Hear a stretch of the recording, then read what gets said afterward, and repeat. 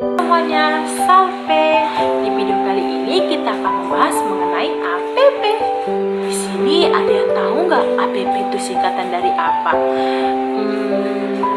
Oke, kita akan membahas APP. APP itu adalah singkatan dari Aksi Kuasa Pembangunan. APP itu biasanya dilakukan di masa Prapaskah, yang dimana masa Prapaskah ini adalah masa kita berpatang selama 40 hari. Nah, kita akan masuk ke minggu yang pertama. Ada yang tahu nggak sih tema minggu pertama itu apa? Tema minggu pertama itu ialah umat Katolik meningkatkan persekutuan dalam kebersamaan dan kepedulian. Kehidupan gereja, persekutuan koinonia itu jadi dasar penting sebagai umat Allah. Kita tidak dipanggil untuk hidup sendiri, tapi hidup bersama sebagai satu tubuh dalam Kristus. Memiliki ayat Alkitab, yaitu ini.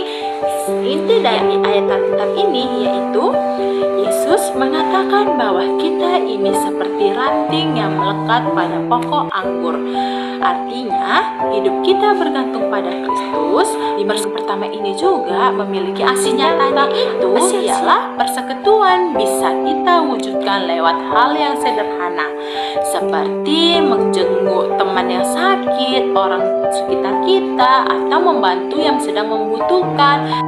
Di pertemuan minggu pertama ini juga aku punya refleksi untuk kalian loh. Apakah kita sudah hidup dalam kebersamaan atau masih fokus pada diri kita sendiri?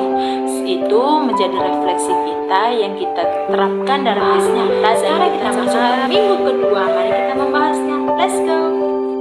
Nah, kita sekarang membahas minggu yang kedua. Tema yang kedua itu adalah umat Katolik meningkatkan pewarta dalam dialog dan kesaksian kontekstual. Tema ini dibahas mengenai pewarta dan kerigma, yang dimana itu adalah panggilan bagi setiap orang yang sudah dibaptis. Pertemuan juga kedua memiliki ayat Alkitabnya ini, di mana tema ini membahas tentang Yesus memberi perintah untuk pergi dan menjadi semua bangsa muridnya, yang dimana artinya itu juga iman tidak cukup disimpan, tapi perlu dibagikan.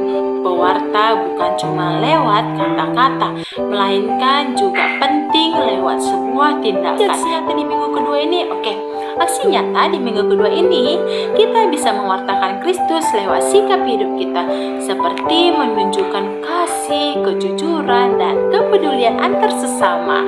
Nah, saya juga punya refleksi kepada kalian, sudah menjadi contoh yang baik bagi semua orang atau belum? Semoga kita berani menjadi pewarta kasih Kristus di dunia dan semua orang. Pertemuan kedua atau minggu kedua sudah selesai. Kita masuk ke minggu ketiga. Let's go. Kita sekarang masuk ke minggu ketiga.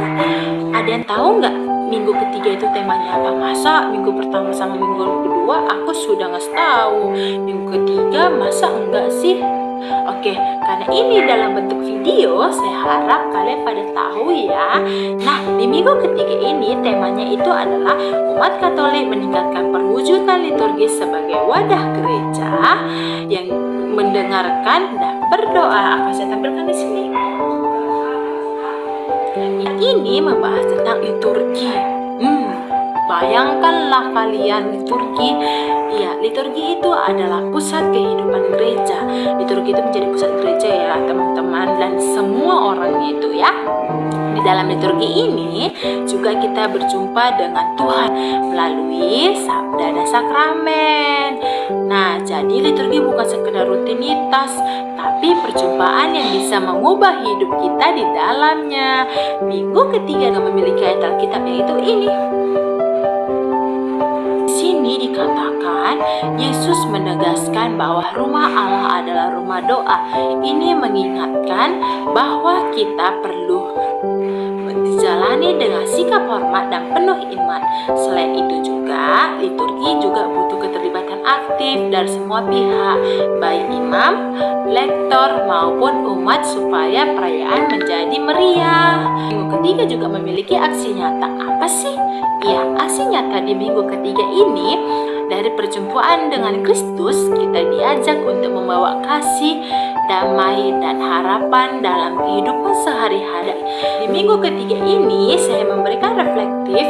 Coba kita dulu pahami apakah ini kita sudah sungguh-sungguh mengalami perjumpaan dengan Tuhan dalam liturgi. Semoga tadi apa yang kita dengarkan dan apa yang kita cermati tadi bisa kita terapkan dan bisa kita cermati atau bisa kita laksanakan lebih bagus. Kita laksanakan di dunia nyata atau di media-media sosial seperti tadi, merenungkan dan menyampaikan firman-firman Tuhan melalui media sosial. Itu bukan hal yang negatif, melainkan hal yang positif. Jangan lupa juga kita harus banyak-banyak berdoa dan harus memenuhi kasih, karena kasih itu adalah inti ajaran Kristus. Oke, sekian dari saya.